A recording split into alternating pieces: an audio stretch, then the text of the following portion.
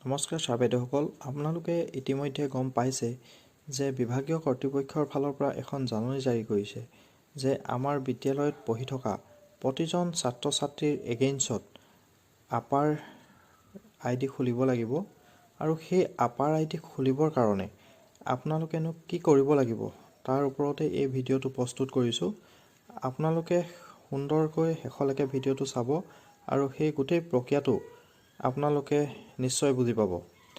আপোনালোকে আপাৰ আই ডি খুলিবৰ কাৰণে প্ৰথমতে আপোনালোকে ইউডাইচ প্লাছত যাব লাগিব।